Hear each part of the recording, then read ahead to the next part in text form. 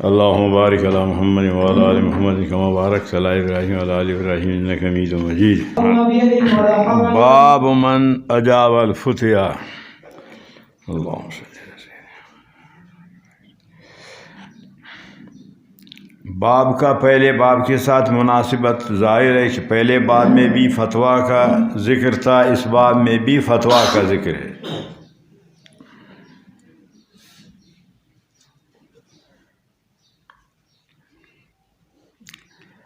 اچھا، پہلا مفتی کون ہے؟ پہلا مفتی کون ہے؟ خیر ابھی تک آپ لوگوں نے فتویٰ نہیں پڑھی۔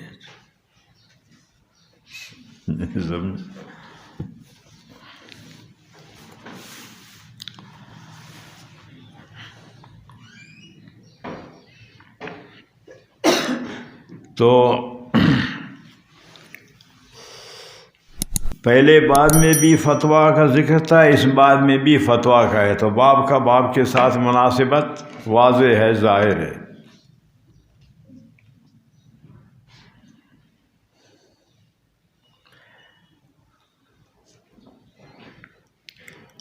اس باب سے غرض کیا ہے امام بخاری رحمۃ اللہ علیہ کا؟ کس غرض کے لیے اس باب کو قائم کیا؟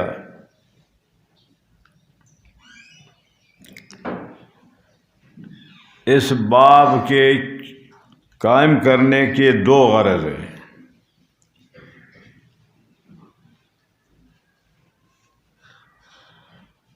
ایک تو یہ کہ نبی علیہ السلام کا معمول تھا کہ وہ بات کو 3 مرتبہ دہراتے تاکہ سامعین بات کو سمجھے،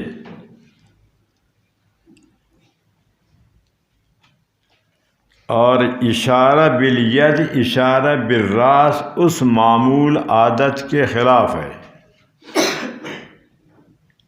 تو اس میں شک و شبہ ہوتا تھا کہ یہ جائز ہے یا نہیں، تو اس کے جواز کے لیے باب کو قائم کیا کہ اشارہ بالید، اشارہ بالراس بھی جائز ہے۔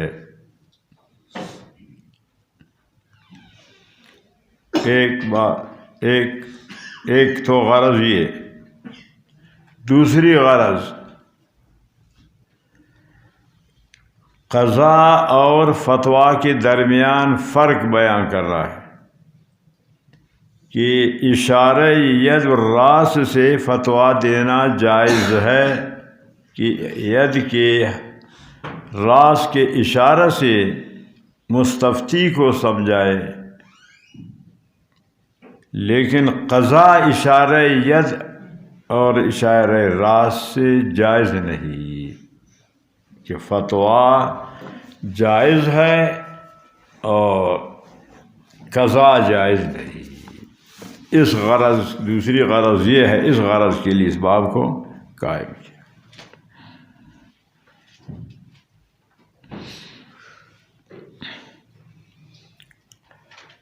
حدثنا موسیٰ بن اسماعیل، اس حدیث کو 3 جگہ ذکر کریں گے۔ ایک تو یہاں کتاب العلم میں آپ کے سامنے ہے، اور 2 جگہ کتاب الحج میں اس حدیث کو دہرائیں گے، 2 جگہ وہاں ذکر کریں گے، 3۔ ابن عباس رضی اللہ عنہما کہ ان النبی صلی اللہ علیہ وسلم سئل فی حجتہ فقال ذبحت قبل ان ارمی قال فاوما بیدہ قال ولا حرج قال حلقت قبل ان اذبح فاوما بیدہ ولا حرج۔ چلو اس پر بات تو ہو گئی ہے۔ قال حدثنا الوكيع بن ابراهيم قال اخبرنا حمزة عن سالم قال سمعت ابا هريرة رضي الله تعالى عنه عن النبي صلى الله عليه وسلم قال يقبض العلم ويظهر الجهل والفتن ويكثر الحرج قيل يا رسول الله ما الحرج فقال هكذا بيده فحرفها كأنه يريد القتل۔ اچھا، اس حدیث کو بھی 3 جگہ ذکر کریں گے. ایک تو یہاں کتاب العلم میں آپ کے سامنے ہے، دوسرا کتاب الصلاۃ میں، تیسرا کتاب الوضو میں.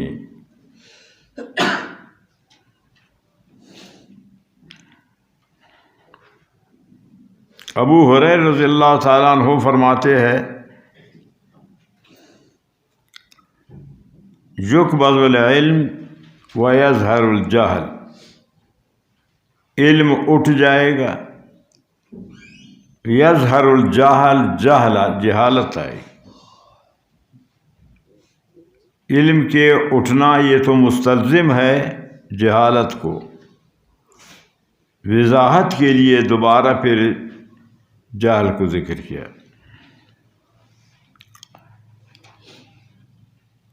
جب علم نہ ہو، جہالت ہو، پھر فتنے ہوں گے، فتنے برپا ہوں گے، فسادات.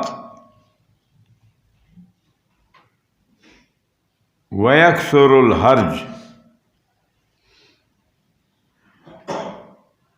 حرج زیادہ ہوگا.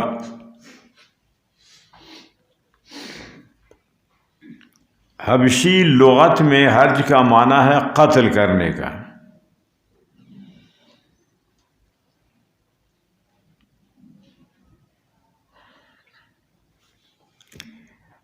عربی زبان میں حرج کا معنی فتنہ کا ہے اور اختلاط کا ہے.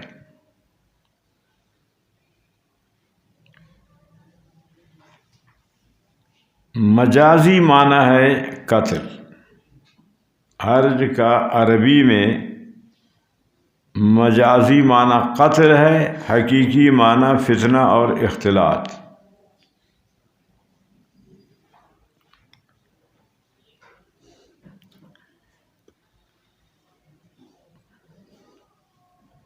یہاں 2 وضع موافق ہو گئے ہیں. حبشی لغت میں حرج کو قتل کے لیے وضع کیا گیا ہے،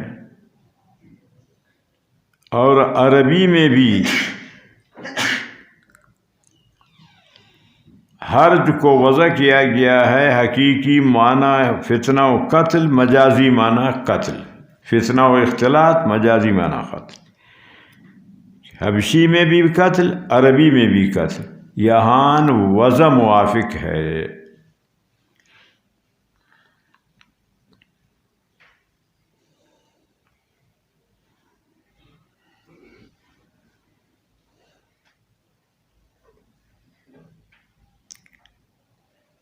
قیل یا رسول اللہ ومل حرج، حرج کیا ہے؟ فرمایا ہاکذا بیدہ فحرفھا، اور ایک روایت میں فحرکھا، ہاتھ کو حرکت دیا. کأنہ یرید القتل، ہاتھ سے اشارہ کیا کہ اس کا معنی قتل کا ہے.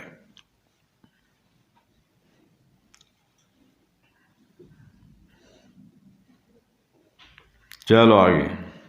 قال حدثنا موسى بن اسماعيل قال حدثنا وهيب قال حدثنا هشام عن فاطمة عن اسماء قال اتيت عائشة رضي الله تعالى عنها وهي تصلي فقلت ما شأن الناس فاشارت الى اذا استمعوا فاذا الناس قيام فقال سبحان الله يقول فاشار براسي اي نعم فقمت حتى على الغش فجعلت اصب على راسي الماء فحمد الله النبي صلى الله عليه وسلم واثنى عليه ثم قال ما من شيء لم يكن يريد الا رايت في مقام هذا حتى الجنه والنار فاوحي الي انكم تفتنون في قبوركم مثلا قريب لا ادري ذلك قال اسمع من فتنه المسيح دجال يقال وعلمك بهذا الرجل فاما المؤمن والمؤمن لا ادريهما قال اسمع فيقول هو محمد ورسول الله صلى الله عليه وسلم جعل بالبينات والهدى فاجابناه وتبعهم ومحمد ثلاثا فيقال لهم صالح قد علمنا ان كنت لموقنا به او لموقنا به واما المنافق او المرتاب لا ادري اي ذلك قال اسمع فيقول لا ادري سمعت الناس يقولون شيئا فقلت. اچھا،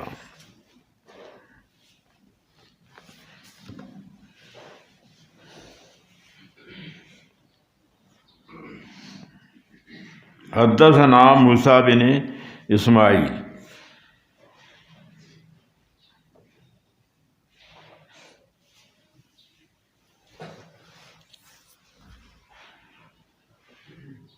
اس حدیث کو 9 جگہ میں امام بخاری رحمۃ اللہ علیہ ذکر کریں گے۔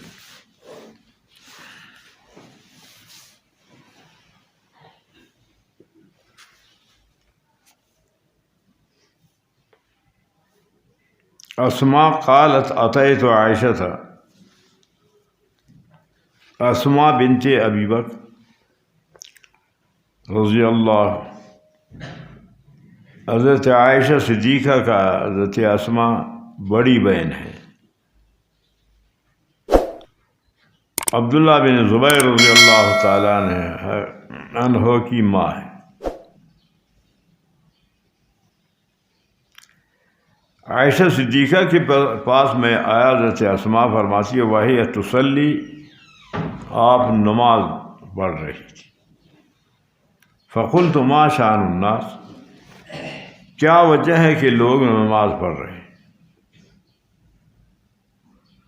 فاشارت الی السماء، آسمان کی طرف اشارہ کیا۔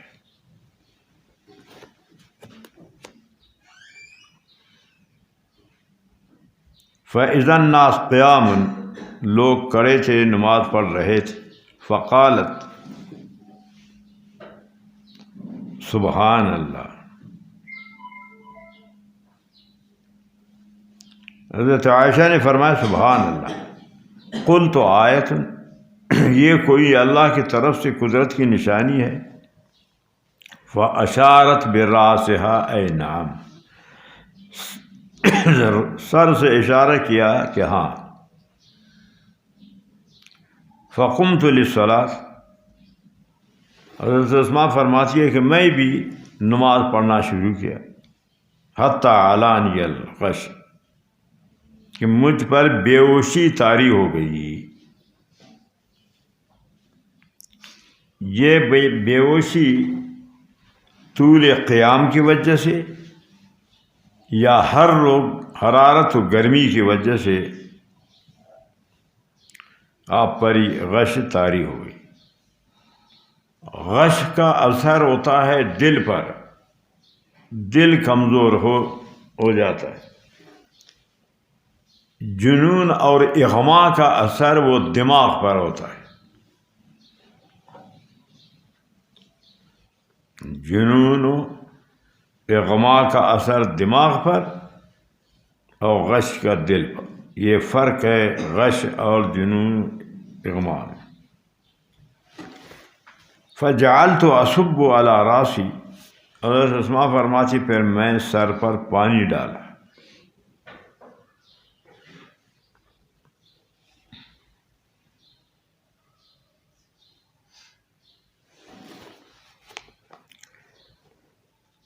فحمد اللہ النبی صلی اللہ علیہ وسلم واثنى علیہ، ثم قال، نبی علیہ السلام نے اللہ کے حمد و ثنا کے بعد فرمایا، ثم قال ما من شیء لم اکن اریت الا رأیت، اس سے پہلے جو چیزیں مجھے دکھائی نہیں دی گئی تھی، اس مقام پر مجھے وہ سب چیزیں دکھایا گیا،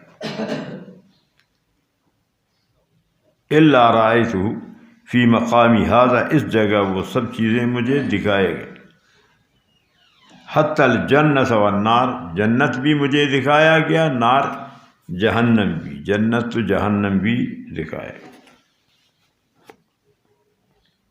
فأوحی الی کہ انکم تفتنون، وحی کے ذریعے مجھے بتایا گیا کہ انکم تفتنون فی قبورکم، کہ تم سے امتحان لیا جائے گا قبر میں، تمہیں سزا دیا جائے گا قبر میں۔ مثل کا لفظ فرمایا،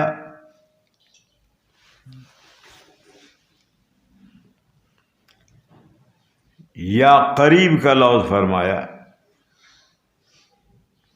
راوی کو شک ہے کہ ان دونوں کلمات میں سے، لا ادری اج ذالک، معلوم نہیں کہ ان میں سے کون سا لفظ بس۔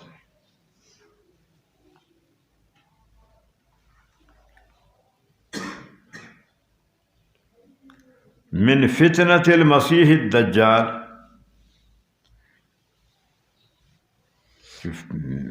من فتنت مسیح الدجال کہا یا قریب من فتنت الدجال کہا. ان دونوں لفظوں میں سے حضرت عثمان نے ایک کہا، لیکن مجھے راوی کو شک ہے کہ یاد نہیں کہ کون سا ہے ان میں سے.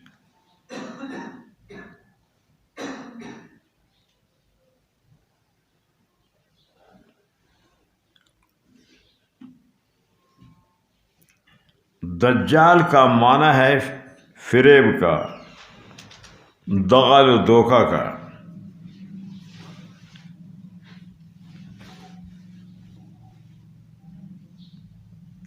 مسیح دجال، دجال کو مسیح اس لیے کہتے ہیں کہ وہ تیزی سے زمین کے اوپر سفر کرے گا. رفتار کی تیزی کی وجہ سے مسیح کہتے ہیں.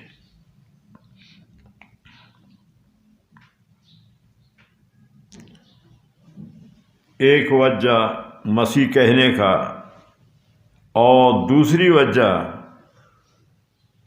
کہ اس کی ایک آنکھ کانا ہے، ممسوح العین، آنکھ کے کانا ہونے کی وجہ سے اس کو مسیح کہتے ہیں. یہ دو وجہ ہے دجال کو مسیح کہنے کا، کہ مسیح اس کا لقب ہے. دو وجہ. عیسیٰ علیہ السلام کو بھی مسیح کہتے ہیں، اس وجہ سے کہ وہ بیمار پر ہاتھ مسح کرتے تو وہ بیمار تندرست ہو جاتا، بیماری اس کی چلی جاتی. مردہ پر مسح کرتے تو وہ زندہ ہو جاتا. تو یہ آپ کے معجزات تھی. لیکن وہ مردہ زندہ ہوتے ہمیشہ زندہ نہیں رہتے، بس پھر وفات کر کے چلے جاتے. اس کو دوام کی زندگی نہیں ملتی ہے، بس صرف اس وقت زندہ ہو گیا نبی کی معجزہ کی وجہ سے، پھر واپس میں. تو عیسیٰ علیہ السلام کو مسیح کہتے ہیں، دجال کو بھی مسیح. یقال ما علمک بہذا الرجل،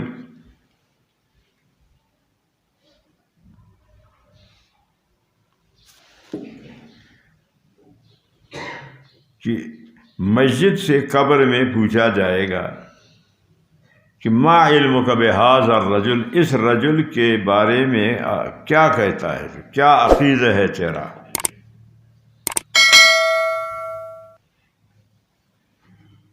رجل سے مراد ہے نبی علیہ السلام. اب سوال یہ ہے کہ بہذا النبی یا بہذا الرسول کے بجائے مبہم کلمہ استعمال کیا. رسول کیوں نہیں کہا، نبی کیوں نہیں کہا؟ یہ ہے سوال. اس سوال کا جواب یہ ہے کہ یہ مقام امتحان کا ہے. امتحان کے مقام میں ممتحن مبہم کا کلمہ استعمال کرتا ہے. اگر صریح کلمہ استعمال کرے تو پھر امتحان کا غرض فوت ہو جاتا ہے، پھر امتحان نہیں رہتا. تو امتحان میں تلقین کرنا ممنوع ہے، اس لیے حاضر رجل کہا، مبہم ذکر کر دیا.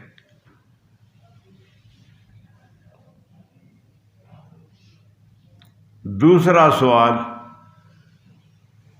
حاضہ یہ اسم اشارہ قریب کے لیے محسوس مبصر کے لیے آتا ہے. حاضہ اسم اشارہ قریب محسوس مبصر کے لیے آتا ہے. تو نبی علیہ السلام تو وہاں موجود نہیں، تو پھر کس طرح حاضر رجل سے اشارہ کیا، حاضہ کو کیسے لایا؟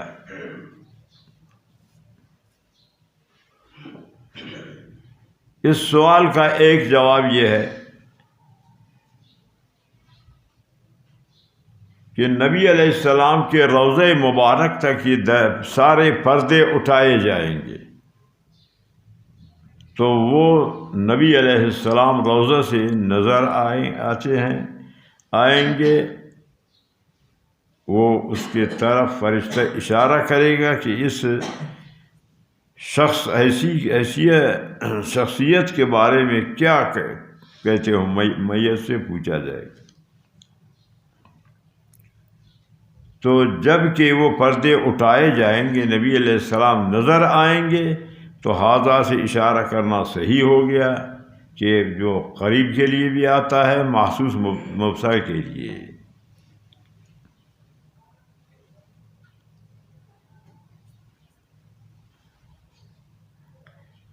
دوسرا جواب کہ حضور صلی اللہ علیہ وسلم کے فوٹو کو پیش کیا جائے گا، پیش کر کے پھر پوچھا جائے گا کہ اس ذات کے بارے میں کیا علم ہے تیرا میت کا۔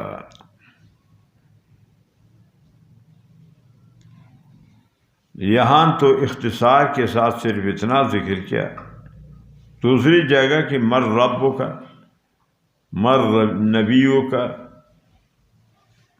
ما دینوں کا، یہ پوچھا جائے گا۔ 3 سوال کہ تیرا رب کون ہے، تیرا رسول کون ہے، اور تیرا دین کیا ہے۔ 3 چیزوں کے بارے میں سوال۔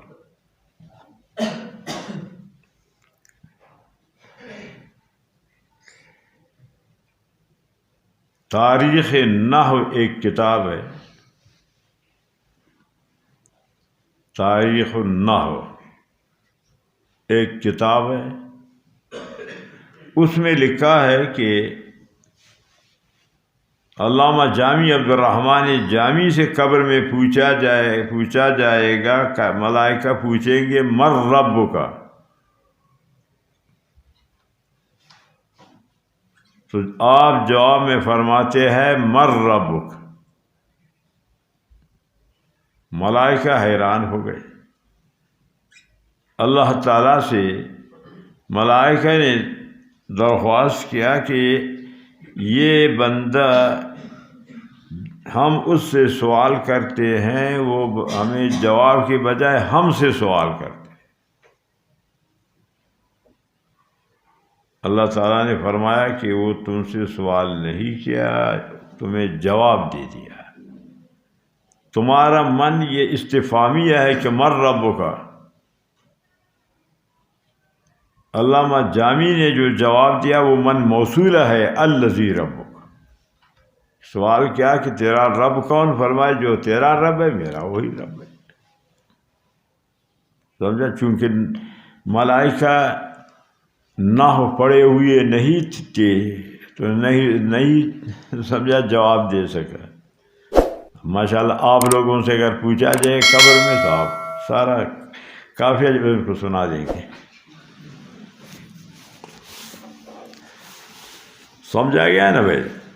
تو قبر میں بھی علامہ جامی نے نحو استعمال کیا۔ تم یہاں زمین کے اوپر نحو کو نہیں جانتے ہو۔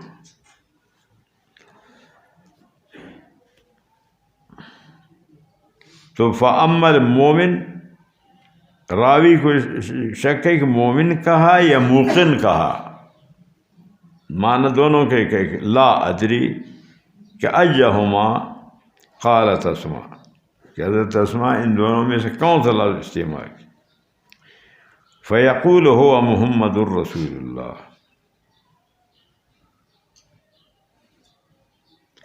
تو مومن کہے گا وہ محمد الرسول اللہ صلی اللہ علیہ وسلم جاءنا بالبینات، معجزات لے کر آئے، ہدایت تو وہی لے کر آئے ہمارے پاس۔ فَأَجَبْنَاهُ، ہم نے قبول کیا، وَاتَّبَعْنَاهُ، اور ہم نے آپ کے تابعداری کی۔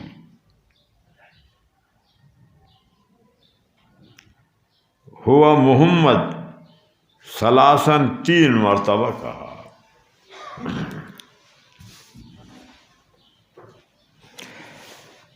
بات آ گئی سمجھ میں یا نہیں؟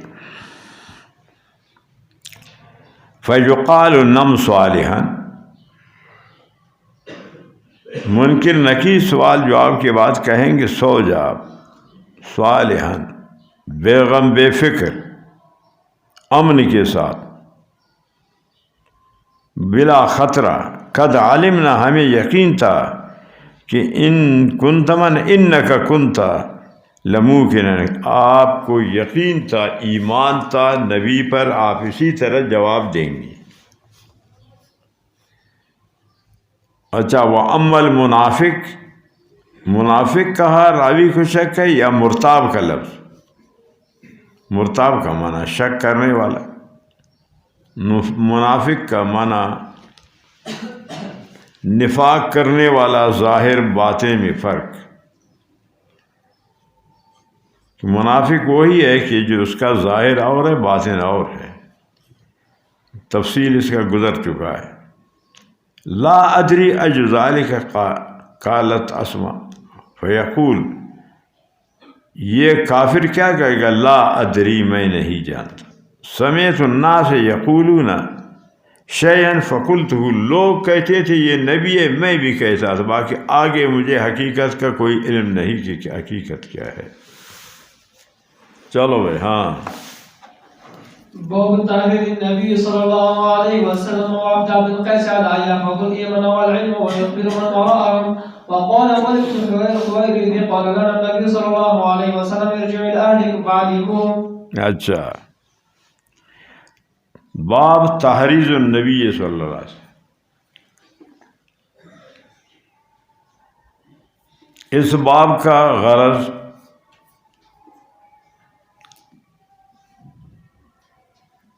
مناسبت تو ظاہر ہے کہ پہلے باب میں فتویٰ کا ذکر تھا، وہ فتویٰ تو علم سے ہوتا ہے، یہاں بھی علم کا ذکر ہے۔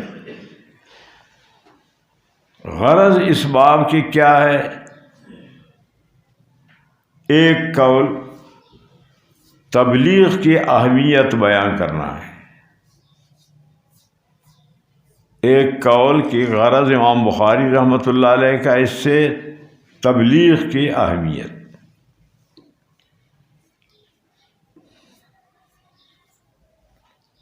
عینی میں لکھا ہے کہ ان من عمل علما، ان من علم علما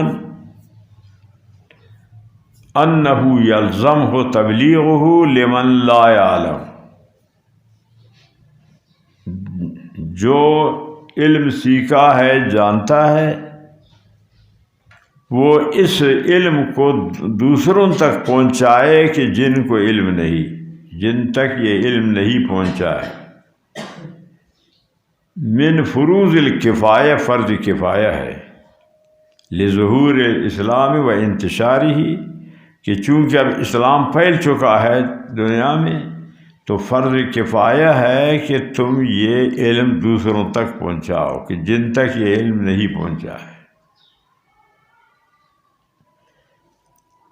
تو فرض کفایہ ہے۔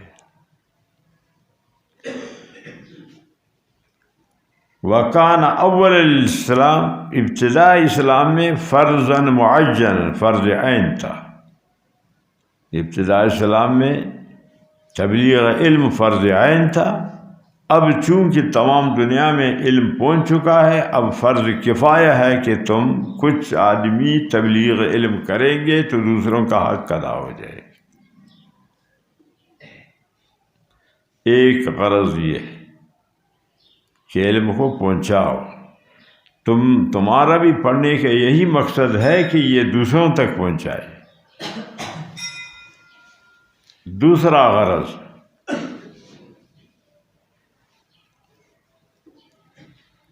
تبلیغ کے لیے پورا عالم ہونا شرط نہیں کہ وہ پورا عالم ہو پھر تبلیغ کرے، یہ شرط، جتنا اس کو علم ہے وہ اس کا تبلیغ کرے، جتنا وہ جانتا ہے دوسروں تک وہ پہنچائے۔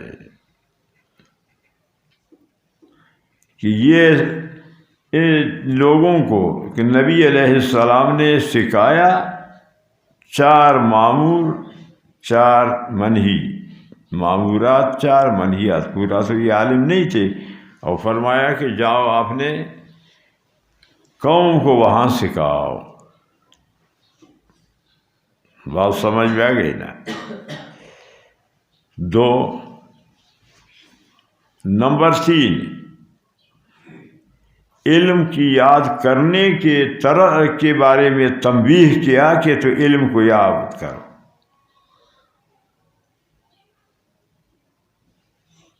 واحفظوہن ہے نا ادھر کلمات کیا ہے؟ ان یحفظ الایمان والعلم ویخبروا من وراءہ. یا ان یحفظ الایمان والعلم، یاد کرو تم علم کو، علم کی یاد کرنے کی ترغیب دے رہے ہیں امام بخاری.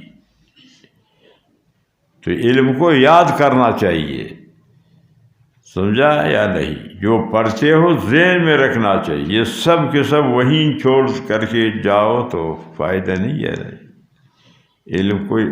علم کو یاد کرنے کا اس باب میں امام بخاری ترغیب دے رہے.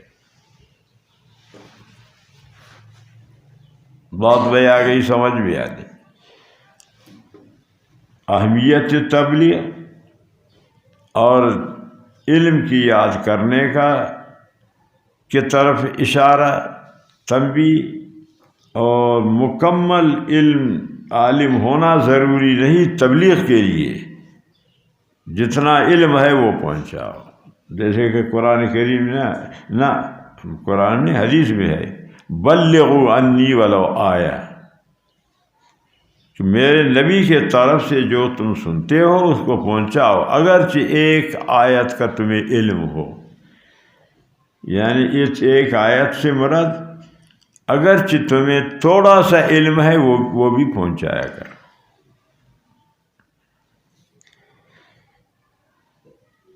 وقال مالک بن حویرث، یہ تعلیق ہے، قال نبی صلی اللہ علیہ وسلم. مالک بن حویرث فرماتے ہیں نبی علیہ السلام کے پاس ہم آئے. یہ تو تعلیق مختصر ہے، جہاں مفصل ہے وہ حدیث اس میں کہ 20 دن ہم وہاں رہے. ہم جوان تھے، ہمیں بیویوں کا شوق ہم میں پیدا ہو گیا. نبی علیہ السلام نے محسوس کیا تو آپ نے فرمایا کہ اب جاؤ وہاں اپنے علاقہ میں تبلیغ کیا کرو، وہاں تعلیم دو اپنے قوم کو، اپنے علاقہ والوں کو.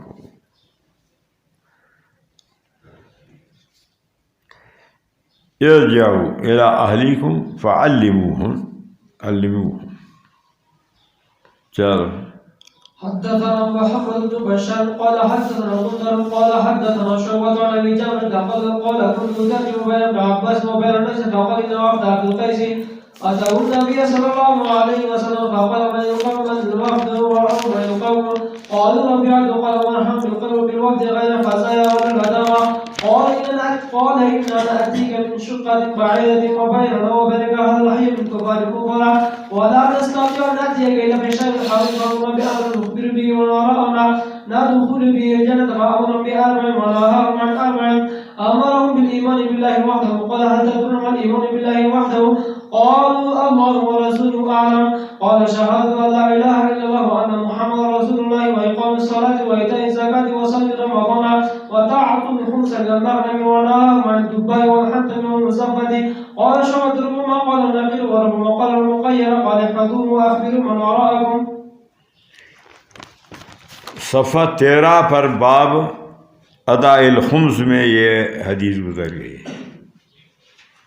صفحہ 13 پر کتاب الایمان ہے نا، وہاں یہ حدیث گزر گئی. وہاں بتایا گیا آپ کو کہ یہ حدیث کتنی جگہ آئے گی اور اس کی تفصیل کیا ہے، وہ سارا وہاں بیان ہو گیا. سمجھا یا نہیں؟ اب کچھ بیان نہیں ہوگا آپ کے لیے، جو گزر گیا ہے بس وہی ہے. سمجھ میں آ گیا یا نہیں؟ تم سمجھا ہے کہ بس ہر وقت بيده ولا حرج باب